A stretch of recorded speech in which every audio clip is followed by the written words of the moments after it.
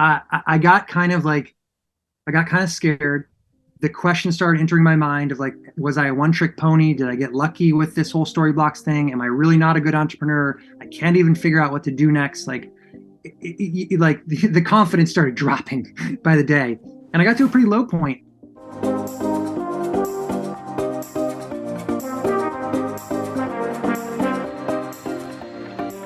Hey everyone, my name is Ethan DeLeon and I'm here with our founder and CEO of Small Nation, Jason Duff. Today we're excited to have the CEO of Harvest host, Joel Holland, on the show with us. We want to welcome you to the Small Nation podcast, where we share some of the valuable lessons with what we have learned about entrepreneurship, real estate, economic development, and more.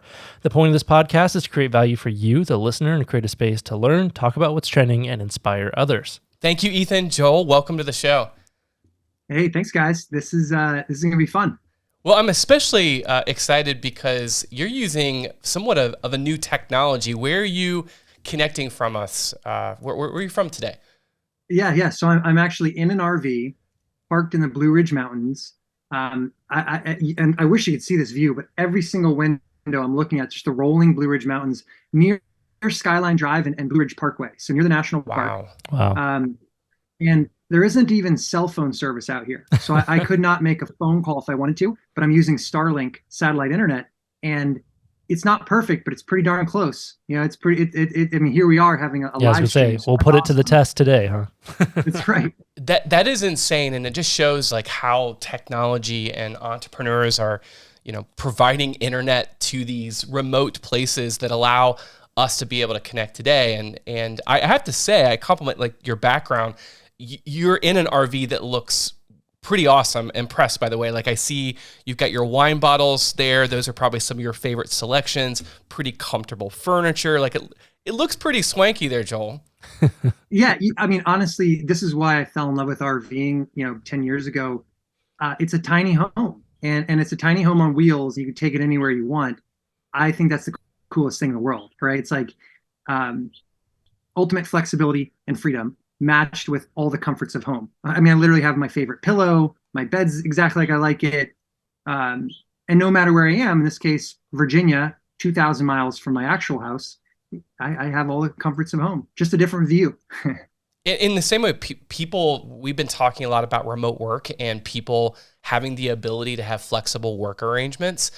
That has probably also been a huge boost for people like you that can get Starlink internet, work from anywhere, and see more of the country.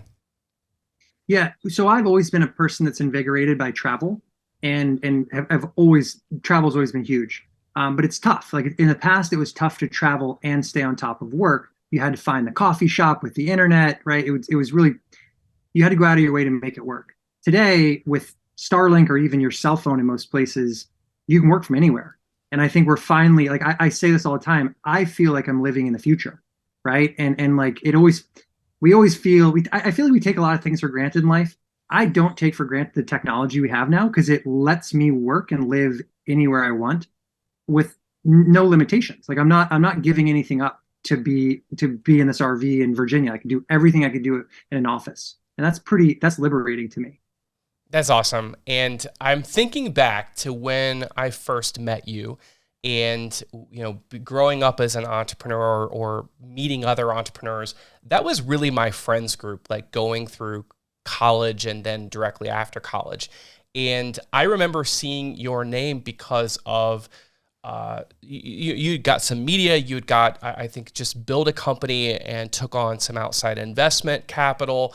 But what was impressive to me is I think I connected with you on social media, and you were creating video content. And like, I think you were kind of the guy taking the video camera everywhere. Tell us like a little bit how you got started, where you're from, like get our listeners up to speed. Yeah, totally. So I've always been the kind of guy that, if there's something I need, I figure other people need it too. And that means if I can find a way to make it and sell it, I want to do that. And then because then it ends up fulfilling two things that I enjoy: one, solving a personal problem, and two, selling things to people and making money and making them happy. Right? Like that's it. To me, the art of selling is like really sexy. It's fun to sell something, know that the other end's happy, and obviously I'm happy too. It's a great two-way thing. So I've been doing that since I was a little kid. I mean, I grew up. Tell us some of your first businesses, because I know you're a collector as well. Like we share that in common. So Totally. So I grew up not too far from here as a kid, in Shenandoah Valley, and one of my first businesses was selling used golf balls. And so I'd go collect golf balls all over the golf course. I had a cart, Joel's Golf Balls, really, hyper unique name. I love it. And I parked the little cart on the ninth hole. So you'd come off the ninth hole, you'd lost all your balls. You could buy them from me 3 for $2. And I wasn't there. It was self-serve, right? A little mailbox. Honor box was like honor box system. Yeah, exactly. Totally honor system. And it didn't cost me anything. So I didn't have to worry too much about stolen goods. And that was my first like real business. Like every day I'd come back on a good day, collect $20, as a 10-year-old. That was awesome. I'd pull my cart, put it away. And that got me hooked on, I think that got me hooked on selling things, right? I loved it. And then a couple of years later, the internet came around, and, I'll never forget the year. Like there are always formative like time frames in our minds. And 1997 to me was like the year my life changed. And the thing that changed it was a PC, right? Like all of a sudden. Was that Gateway 2000, or was it a compact? What was it at the time? Do you remember? Oh my gosh, that's so funny. Just saying those things gives me the emotions. It was an HP 2000. Ooh, okay. Like, and I loved this thing. I used to this is the nerdy part. I would like smell it. I thought it smelled so good. I was like, it smells like technology. I wouldn't tell too many people. The real entrepreneur talk comes out. Right. Yeah, I wouldn't say that on like a podcast. Yeah, just us talking here. But I loved it because all of a sudden it was a computer connected to the internet, and it was a portal to like infinity. And all of a sudden, like instead of selling golf balls in my backyard, because that's where I was physically located, I could sell anything to anywhere in the whole world if I could find the right thing to sell. And I really quickly figured that out. Like, I am a collector. You mentioned that. I loved collecting Hot Wheels cars as a kid. All right. And I've seen this firsthand, by the way. We discovered, I think we were in the West Virginia, and there was a vintage hobby shop that was in the town that Joel and I were hanging out with. And Joel lit up at a level that I have not seen, because they had an entire wall of cars, and he remembered which ones were like really rare and special. And Joel, I think you spent like $27, but walked out with like 2 bags of bags. Yeah. Dude, it was awesome. And you're right. That was, it like took me right back to childhood. The thrill of like collecting and finding something you love, was real. And so the first real business that I came up with, I was like, look, I'm a collector of Hot Wheels. I don't have any good way to organize my collection. And by the way, as a kid, I got up to 2,000 Hot Wheels cars. So I had a ton of them, right? So I needed a way to organize them, and software was the way to do it. And so I started looking for like collection software that help you organize collections. Nothing really existed, but I found a guy selling some software that helps you do some stupid business thing, right? Like it had nothing to do with collecting, but I was like, I could take that and change it and make it collector, focused. So I approached him. I was like, I played the age card. I'm like, hey, I'm 12. I'd like to buy perpetual rights to sell your software. I'm not going to compete with your industry. I'm not doing like the business thing here. No tax software. It's like, I'm doing it for collectibles. I'm not a threat. I'll pay you $500, right? And I think he like negotiated me up to $1,000, which is a lot of money for a 12-year-old, but I'd saved a lot of golf ball money. And I bought the rights, and immediately like went gung ho selling the stuff on eBay, the Hot Wheels collector's kit, I think I called it. And then I went on eBay and looked at every category of collectible: Erdy, Dinkle, Corgi, stamps, philatella, right? Which I like philatella, numismatics, like terms I know today stamps, because I looked through the categories, and I was like, sweet, I'm just going to relabel the software for every single one of these. And within 6 months, as a 12-year-old, I was a power seller on eBay, selling like $2,000 a month worth of this stuff. Wow. It was awesome. What in the world? Yeah, my parents were what were your parents saying about this? Like, yeah, they were super supportive. I mean, I'm fortunate. Like, my parents have always been hyper supportive of every zany idea I've had. And I think that's really all you can ask from parents, right? Like, support your kids. even if you think they're crazy, right? And so it supported me. People used to have to mail checks for things, by the way. This was pre-PayPal. And so every day you'd go to the mailbox and have a stack of checks. And what I would do, because I like to collect things, I'd take the checks out, deposit them, and I'd take the envelopes and I covered my walls and then ceiling. And so all 4 walls and ceiling were covered in hundreds of envelopes from all around the country from people that had sent me money. I thought it was pretty cool. That reinforcement wallpaper, right? Of the good things you were doing. Yeah, awesome. So let's kind of walk us through, how did you develop an appreciation for photography and art and then monetizing it into a business? Yeah, so very similarly. So the software thing was awesome. I was making by 8th grade like 20 grand a year, which is just like buku bucks to an 8th grader who has nothing to spend money on but $1 Hot Wheels cars. And so I got into photography because of technology. So I've always loved anything new in technology. I'm a geek out on. I want to try it, right? I've bought every virtual headset, every like 3D camera, all these things. I had the first Google glasses, right? Like I buy all the things. Most of them never go anywhere, but some of them really strike my interest. And so as a kid, digital cameras came out. And so same time frame, for the first time, Olympus, I remember I was like an Olympus Kodak, all these names. Yeah. Like, dude, I went to Best Buy. No, it wasn't called Best Buy. It was called CompUSA. I went to CompUSA, bought a digital camera, and I was like, you gotta be kidding. I can take a picture of something and it's just right there. And I thought that was the coolest thing in the world. So I started by taking all these photographs digitally, and I was like, all right, well, what can I do with these? Like, I think they're really cool. What can I do with them? So I started creating screensavers out of them. And then started selling the screensavers on eBay. And that went pretty far. Like I sold a bunch of screensavers. That was neat. And then video technology came around. And so I bought the first digital video camera. And I'm like, oh, neat. Like, this is a next level, right? Like, let's take some video clips. So drove around Virginia shooting video, beautiful video of the countryside. And again, I was like, I wonder who would buy this. And so I started, I had something that I loved that I thought other people would too. I didn't know who they would be. And so I put it on eBay. Again, eBay was my test platform.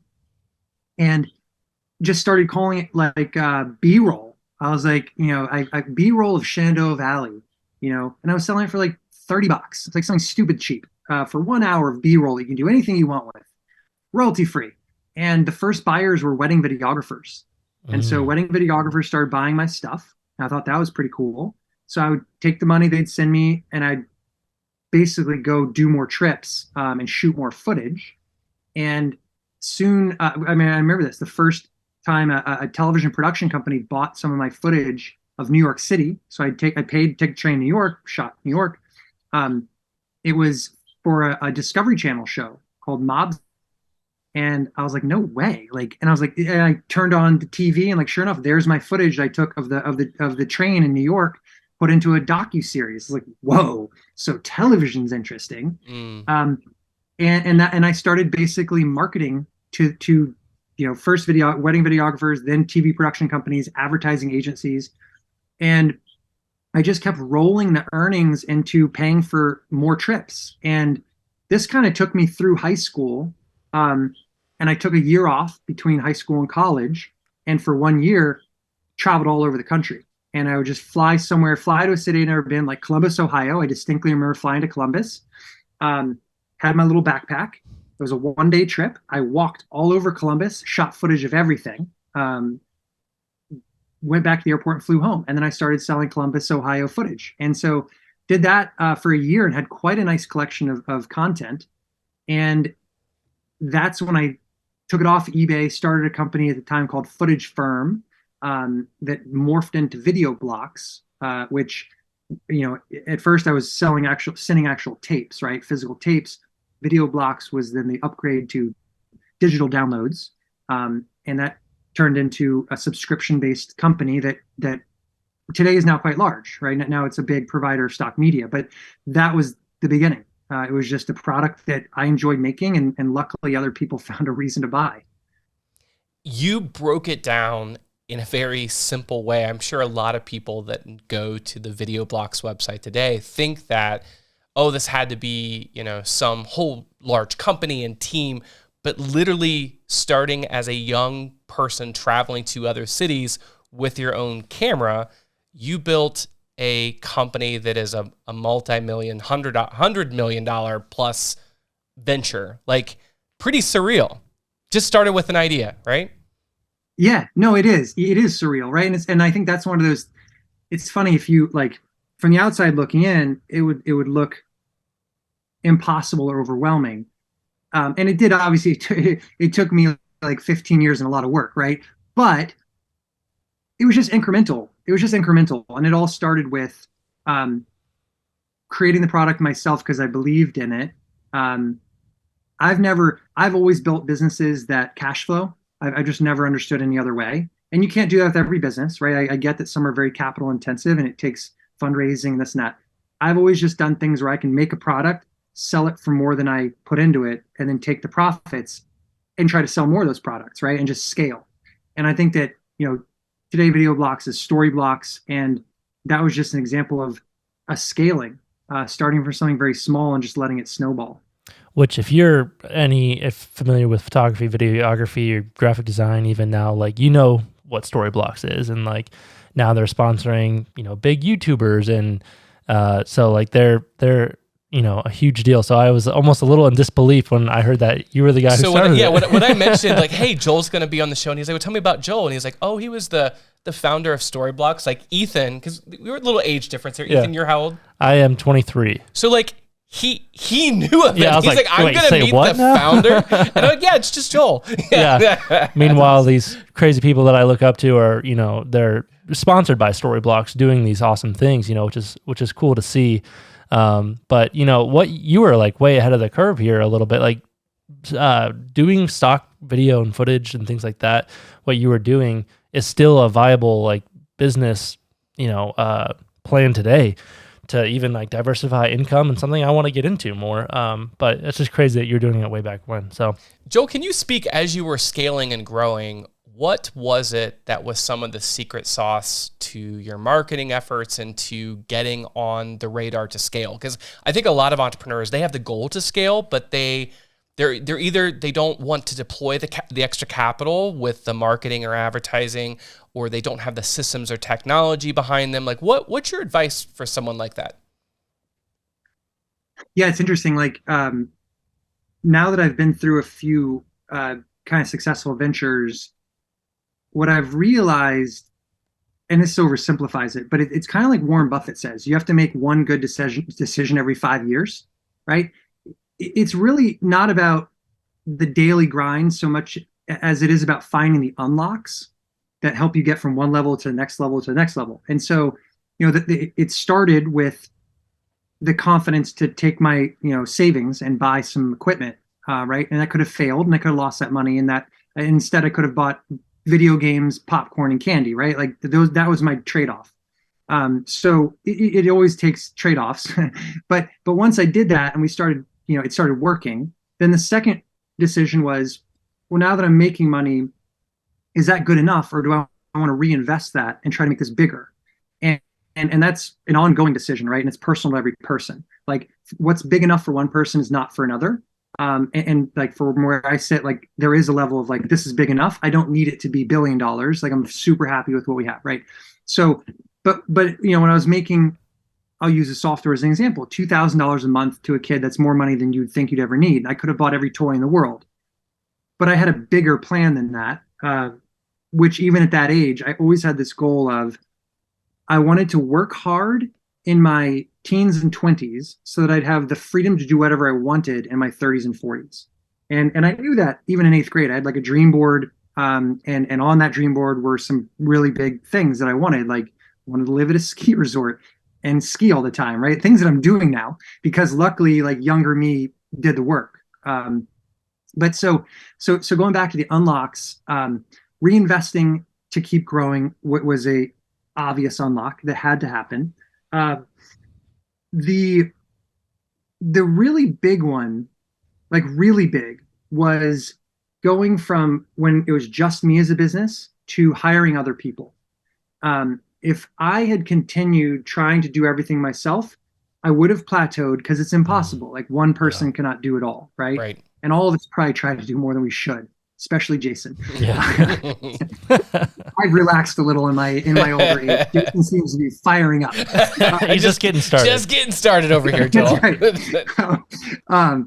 But I remember how hard that was, and that was the year after college. So through college, I kept growing video blocks. I'll never forget the end of college. I was doing $100,000 in revenue, which was a lot to a college kid.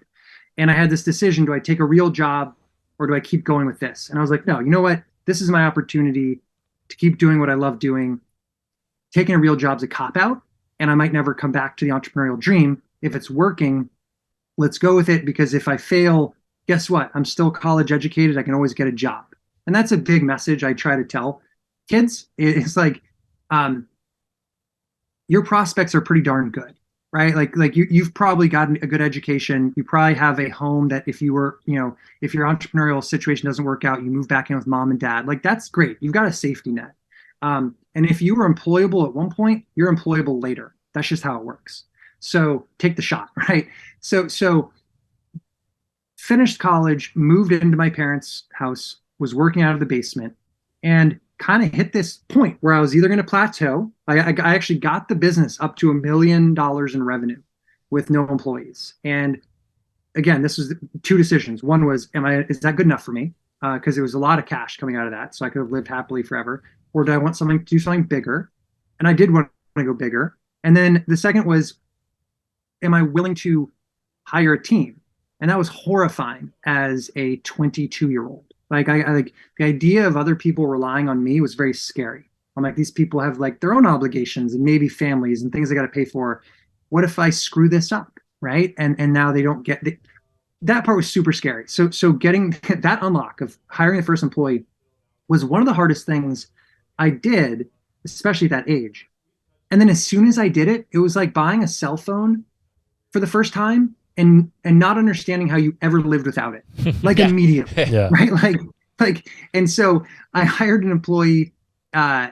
She was helpful from day one, started handling customer service, which I shouldn't have been doing anyway. She started handling order fulfillment, which I shouldn't have been doing anyway. And I was able to start focusing on like acquiring more content. And then once I had her, I was like, whoa, that was actually way easier than I thought. This person's adding value. Neat. And I hired the next person, and that was a massive unlock. Like hiring a team was a massive unlock. And I see this with some people. Some people are fine being small business owners that are doing it themselves. That's cool. Like, there's no judgment there. But I also know some people running businesses where they're frustrated because they're tapping out, and it's because they won't let things go. And you got to just like let some things go and hire some people. Like, don't be like, some people don't want to let go because they're afraid, like I was. Some people don't want to let go because they're cheap. And they think like, oh, why would I hire this person for $60,000? I can do that myself. Yeah, it's very common. Which is very common. It takes a lot of courage, though, to look in the mirror and confront yourself, to know that, someone might be better at something than you too. Sometimes it's taking that ownership of saying, I want to do all the jobs because no one could be better. And then you realize someone's better. And you're like, well, maybe that thinking is not rooted in what it should be. So.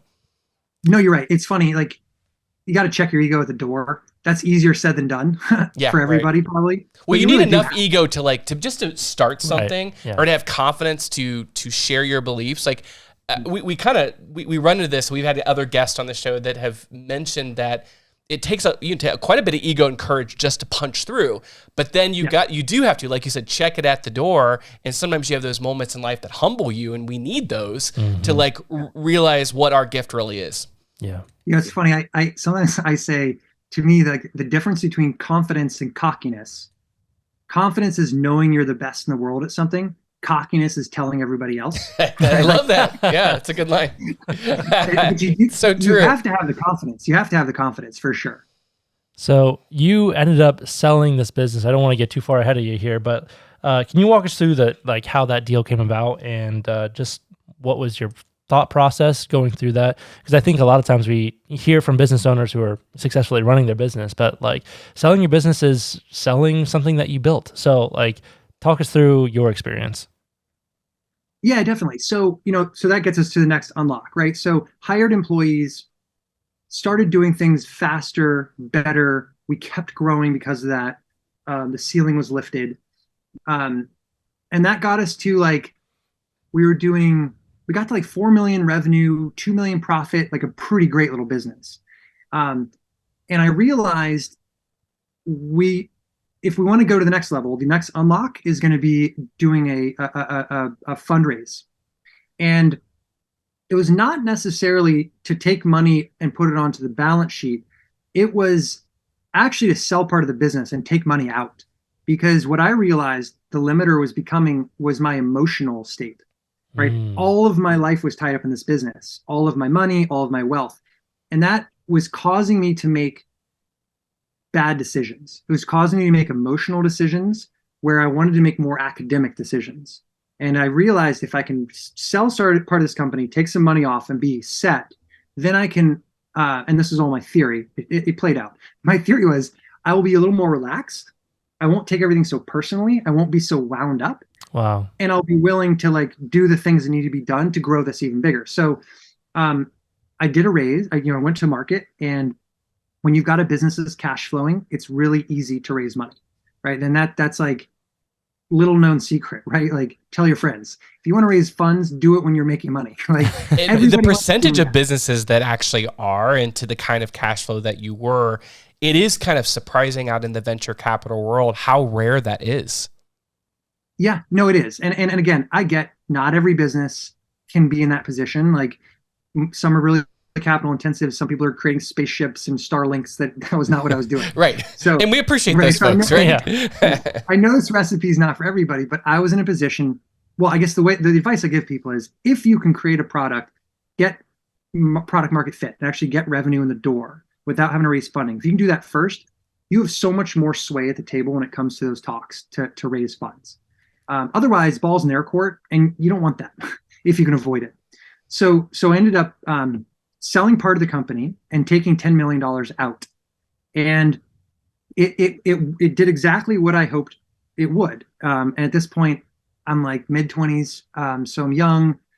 The money did not corrupt me, right? I did not go out and buy a Lamborghini and start clubbing till 3 a.m. And can I pause on that? Because, Joe, I've known you for a long while now, and I have also known friends that have been through an exit. And once they get that check, and again, it's just a philosophy choice. Like they go out and spend pretty big. The thing that I have always admired about you, Joel, is that it has not drastically changed your lifestyle. You live just pretty much the same way that I met you. I mean, you've made some decisions with improving your personal residence and things that you have earned and deserved, but I just want to shout, that's something I really admire about you. Yeah, thanks, man. Look, I live in an RV. Yeah, I know. I love it. Down by the river. Yeah. I love that. I appreciate that. And I think that, yeah, I mean, so I was confident that I wouldn't let the money corrupt me, and that it would unlock even more confidence to just keep growing the business. And that's what happened. And so that was the next unlock. Took the funding, grew the business from 4 million to 8 million to 12 million to 20 to 30. Like we just kept growing it. And that was because of the ability to now be like, okay, I'm set financially. I don't have to, like, I can sleep at night. Now all of my attention goes into making the best decisions for both the business now and my partner. And I look at when you take funds, like it's a partner. I wanted the partner to succeed just as much as I did because they believed in me.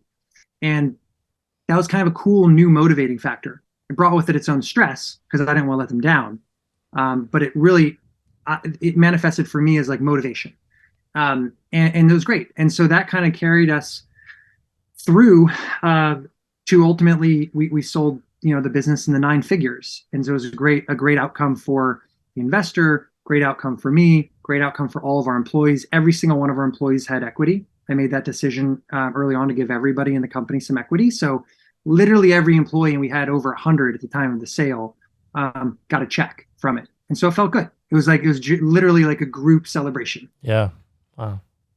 That's awesome. It's pretty inspiring, like hearing, that adventure. And when you sold it, what was the emotions like for you? Like walk us through kind of that. Was it excitement? Was it what am I going to do next? Like, was it like, walk us through those feelings. Yeah. So, yeah, I love that question because when I did the first partial sale, really it was a raise, right? It was a Series A, which meant I was trying to take the company to the next level. That was stressful. So I took the money out, but I looked at it as now I owe someone, right? I owe them payback. And so that I remember that was like it was a cool feeling, like I felt good, but it didn't feel like I was free at all. It was not relaxing. Now, for the ultimate sale, when it was a total cash out walk away, I felt totally free and I was ready. So you hear some entrepreneurs say, "Oh, it was my baby, it was my child, it was bittersweet. I feel like I was giving." I didn't have any of those emotions. For me, it was kind of like the end of college.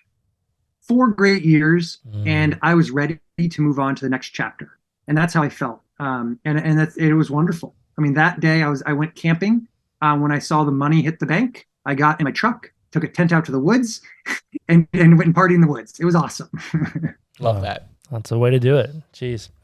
And now your attention's on Harvest Host. So tell us a little bit about that. And I understand Small Nation had a small part in that.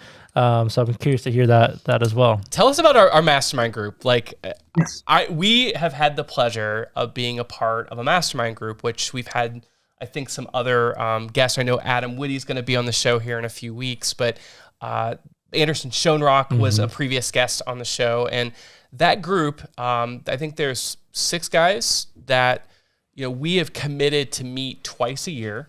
And in the beginning, it kind of was sharing the best hacks with different technology tools and, the best ways to optimize our schedule or the books that we were reading. But a lot of those conversations have moved very personal. And it's been when we've had life events, whether it's in our business or life, and like being kind of a sounding board for each other. And Joel has been a very dear friend and special part of that group. But I remember kind of celebrating with you the sale, and then you kind of taking that time off to kind of retool and think about what's next. And there were like, you were brainstorming with the mastermind group about these things. Yeah, I mean, man, the first thing I'll say is the mastermind group has been like an instrumental part of my life, and it's my favorite thing. It's my favorite group of people. Like, truly, it's like we're all best friends who get to meet, talk about business, and then party together. I can't think of a more fun setup. It's honestly like my favorite thing in the world. But what's really neat about it's been like 10 years we've been getting together. It's something like that, like a long time. You get this level of comfort and you can be vulnerable. And I remember after selling, video blocks, story blocks, bought an RV, traveled all over the country, ended up moving to Vail, Colorado. I was really kind of like excited, did the ski bum thing, skied a bunch, hiked a bunch. And then one day it was like a punch in the face where I was just kind of like, I had no purpose. It was weird. Like, I went from one day being like super pumped on like, let's go do this and just hike. And then I'm like, what's the point? Like, without purpose, without doing something, I was starting to feel kind of melancholy. And that was interesting, unexpected. So then I kind of turned it around and got excited. I was like, well, let's find the next thing, right? Like, fun, right? So for a year, I was like searching for the next thing, which at first was super exciting. Everywhere I go, I'd like be, what's the business opportunity? How can I do this, that? And after a year, I still hadn't found the next thing. That then like took me into a phase of kind of like, it was scary. I mean, in a weird way, there was like 2 low points in my life. One was I burned out during the Storyblocks days where I was just doing too much and I was tired of it. And the second was not knowing what I was going to do in the future after selling the company. And I realized that all play with no work was actually what made Johnny a dull boy. So I got kind of scared. The question started entering my mind of like, was I a one-trick pony? Did I get lucky with this whole Storyblocks thing? Am I really not a good entrepreneur? I can't even figure out what to do next. Like, like the confidence started dropping by the day, and I got to a pretty low point. And 10X was amazing. Mastermind is amazing because we were in, I think, Dallas, and I was like one of the lowest points for me. And like, I was just trying to figure out what I wanted to do next. That's funny. Ooh, got a little emotional there. Didn't expect that. It's real. That's what I love about it. Dude, it's real. Like that's like it's real. Whew. Ooh, 1 second. We get a water. Good. Well, I remember, we sat around and a lot of times in our group, like we check in to like ask like on a scale of 1 to 10, how are you with your business? How are you with your personal life? And in these conversations, like the real stuff does pop up because sometimes when you're a leader, everyone expects you to have all the answers, and we kind of have to serve that in our communities and our companies. But what's really awesome in this group is that we can be real and honest with people because it can be lonely at times when you're processing all these decisions, but you can't, maybe stuff you can't share with your spouse, you can't share with your family. You need other people around you. You can be like, this is what I'm feeling, and I need your advice, or I need your help. Mm-hmm. Totally. And so I remember we were all sitting around in the hotel room in Dallas on like a rainy day. And one of the things I had done that's actually a great exercise I recommend everybody do. I do personal 30-day challenges every month, both personal and business. And I'll set some goal that I want, like something I want to do, like meditate every day. It would be a personal challenge, and I will actually like track it. And on business, this particular month, I had set a goal of find a way to run a business in the RV industry. Every day I need to do something towards that goal. And I set like a little, spreadsheet 1 to 30, and every day I had to like put the date and the item I did towards that goal. And by the time I had actually gotten to this meeting, one of the days, and it's funny, it was like a Saturday, I was kind of hungover, and I was like, I don't feel like doing this, but I'd set the goal, so I'm going to do it. And I had heard about this little company, Harvest Hosts, through people in the industry, pulled up their website. It was this little WordPress website, nothing fancy. Super cool concept, membership, for RVers that lets you stay at wineries and farms. Like, this is awesome. And so I shot him a message and just said, hey, I know it's out of the blue. I love your business. Would you ever consider selling it for the right price? And that last part's very important because everyone's going to respond to that, right?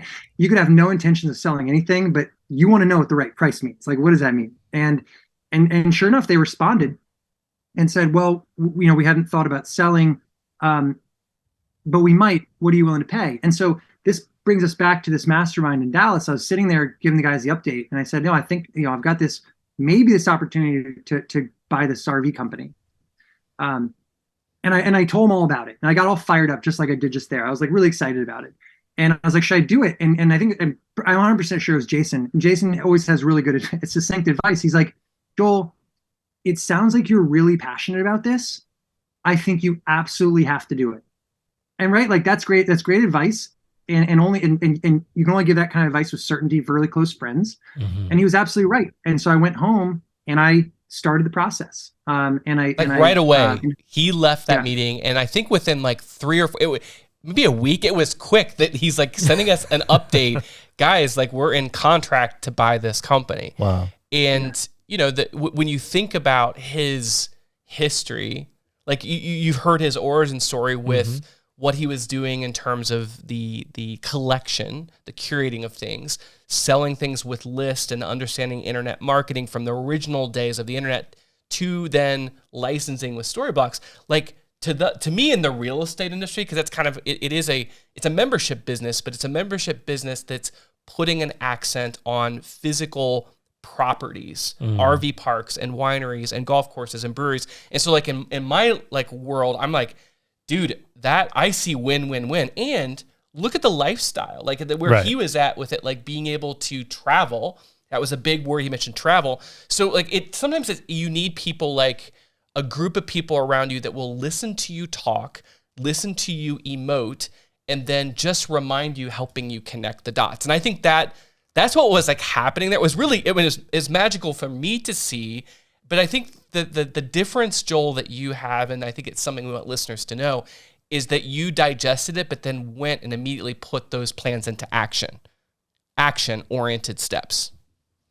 Yeah, definitely. And that was the next unlock for me. It was like, I set an intention to try to find a business.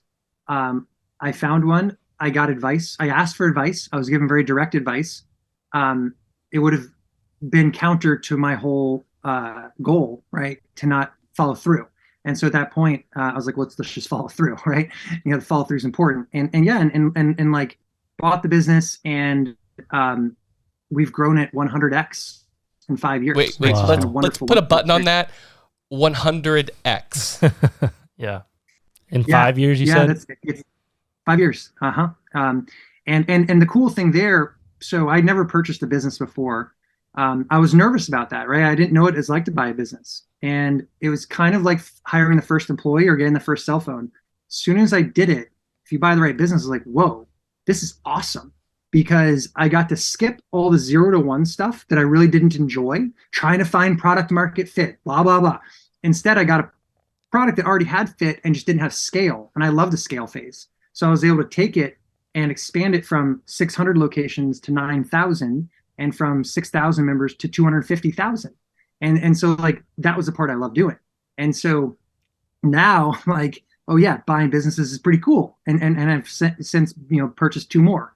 And that that was the unlock. The unlock Tell was the us, confidence. what does Harvest Host do, and what is it doing today? Yeah, so Harvest Hosts, it's a membership club for RVers. If you own an RV, you join Harvest Hosts, very inexpensive, $100 a year.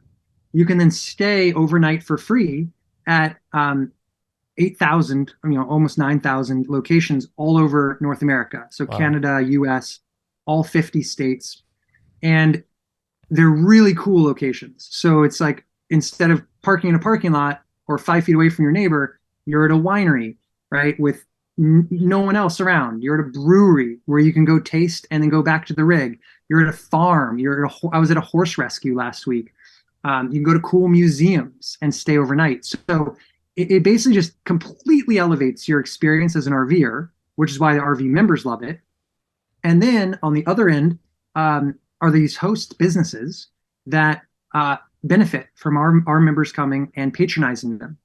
And it's really cool. Like, our members on average spend $50 per night with the hosts they visit. This year, that'll be over $50 million directly back to these businesses. We don't take any of that. We don't charge the businesses to be in the program. Like, literally, they pay us nothing. So it's all upside. And what comes out of that are some really neat, heartwarming stories of small businesses that, during COVID, it was, you literally saved the farm. Like, we were going to have to shut down. Wow, yeah. And because your members kept showing up and buying stuff, we saved the farm. Today, it's, man, we made an extra $20,000 this year, and that helped us cover these increased costs, cost of inputs. Like at the horse rescue, cost of hay is like way up. What a weird thing. You don't even think about that. But the cost of hay was making it really hard to feed these horses they're rescuing. And our members donate to this place, and it's kept them going. So it feels really good because members love it, hosts love it. We just sit in the middle, right? We're just a platform. We sit in the middle with a really wonderful team of employees.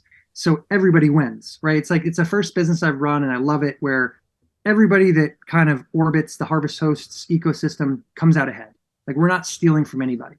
And I love that. And So I know it's been great. firsthand, we have a winery that is nearby, about 25 minutes away from here, called Dalton Union. And the owners, when I shared a recent interview that Joel did, I think with Fox Business, and my friends just commented on it saying, "Oh my gosh, Harvest Host has been incredible for our winery. We have met all these amazing out-of-town guests. It's exactly what your brand promise and pledges. It's working." It's working, and it's so cool. And so it's just been like, I'm so happy that I found, another business doing what I love. I love shooting video. I love RVing. I think it's a neat way to like, prosper while doing something you love that also has byproduct of good stuff for other people. It's fortunate. I wish everyone could experience that. I think it's a great way to live. Yeah. Really allows for the lifestyle that you want to live too. Like, you can be on the road wherever. So that's great. I think that's great for anyone to be thinking about as they're starting a business, as to what life is that going to create for yourself, and are you going to enjoy that? Because I don't know, sometimes it's easy to... The other thing I like about the industry, and I think for a lot of folks, the idea of what RVing was and is today has changed significantly. Can you maybe speak a little bit to that? Because we have a lot of folks that listen that are doing economic development, and investing in real estate in their towns. And they maybe had that RV park that was outside of town. It's been run down. It's not really been innovating and investing in the park. But why should they be looking at who the profile is for an RVer today? Yeah, I mean, this is one of the things that really surprised me when I got into the industry was just how big it is and the economic impact that it has. There are actually almost 12 million RV owners now in the U.S. 1 in 10 American households owns an RV. It's huge. Wow. The economic impact is like $148 billion a year. It's just big numbers. And I think, when you look at the profile of an RVer, it's interesting. These days, it's growing at both ends. You have our parents retiring, and they want the freedom of the open road. So you got the older demographic, who, by the way, has money. So it's a pretty wealthy demographic. They're traveling, so they're excited. They love supporting small businesses. They love Main Street America. So the purse strings are open. Then you have the younger people who are getting into this for the first time, and it's neat. Like the younger generations are starting to prioritize experiences over stuff. And RVing is a wonderful experience. And when they go out, they love going to the local diner and the local farm and buying the stuff because it's an experience. And so it's neat that both ends of the spectrum are growing in RVing. Both are great people and both are willing to spend. So, if you're thinking about economic development as a town, RV, anything you can do to bring RVers in is beneficial. And it's interesting. We actually have some towns, they're like the town, the mayor's office or the town, tourism office is where they host our RVers, and then the town's open for Harvest Host. It's kind of neat, and the town says we see these out of towners. Can I ask a question with that? Let's just say someone wants to do that. What do they need to do in terms of amenities or to be a host to actually get certified as a Harvest Host? Yeah, great question. I mean, honestly, it's as simple as you need to have a place that is safe and easy for an RVer to park overnight. You need to have some sort of product that they can purchase, right? So that's the social contract. Our members are going to stay for free, but they're going to support you. So some way to either donate if it's a nonprofit or buy something if you're a business. You don't need to provide any hookups, no electricity, no water, no sewer. Our RV members are required to be fully self-contained. So they're going to show up and all they need to do is park overnight. That's it. And so, if you're a town, I mean, I think Pontiac, Illinois, was one of the first towns, and I think it was their city tourism office. Like they let members park outside. The mayor would come by with a little welcome bag for the town, giving them things to do, and then you'd see all these out of towners walking Main Street buying stuff because they got off the highways and onto the main streets of the small towns. That's great. Wow. Which brings to me, again, I'm learning on this podcast too. Like we need to do this here in Bellefontaine. Yeah. I know you visited Joel and having a chance to check out a lot of things that are happening here, but just seeing the economic impact that you and your company has and how easy that is to create those spaces, I would think every town in the country would want to plug in some of their really cool museums and parks and wineries and breweries into that network. I would think so, and we're, the doors are open, right? And again, it's totally free. So anyone can go to harvesthost.com, click on For Hosts tab and learn more about it, apply right there. Never costs a dime. And if it works for you, keep doing it. If it doesn't, no worries. That's great. Awesome. Thanks so much for sharing all that. That's really encouraging to hear. But what was one professional development resource that was impactful for you along the way, if you can call out one? Well, I mean, the mastermind group has been easily the most valuable resource, and everyone I think should in some way or another find a group that whether it's called mastermind or whatever. There's a million different groups. The neat thing here is we didn't pay for some group, right? There's a lot of groups you can pay for. We just created our own organically. Well, Jason and team created and invited me, so I was fortunate. And it has some structure to it. So like Jason said, meets a couple times a year. We ask very specific questions. So I would encourage anyone to try to find a group of people, and it doesn't have to be the same industry. Everyone has commonalities across business are massive, right? There's more alike than not. So that's what I would say. Try to find a group of peers that you can learn from, share with, be vulnerable with, and stick with it long enough that you get a trust factor where you really like, listen, and do what you're told. Joel, do you have a favorite book that, as you think back, that just really shifted the way that I'm thinking in it for the better? Yeah. Yes. So the book that really shifted. So I've always wanted to be an entrepreneur, but as a little kid, I read Rich Dad Poor Dad. And when I say little kid, I was probably that's probably out of our guest. Is that maybe not one of the most popular books? Yeah. And it was revolutionary to me, because he basically was like, you can basically always be grinding and just, or you can like create assets that work for you. Right. And that was just a really cool concept. Right. And so anyway, that book was probably, I haven't read it since I was a little kid, but it was so impactful. Later in life, the book that was really impactful was Influence by Robert Cialdini. And that book is great because then it kicks you into this whole world of consumer psychology studies and books. But his book is one of the best summaries of why people buy. And what you realize is that we all think we're unique and independent. We are in some ways, but in mass, we all behave very similarly and have similar like triggers.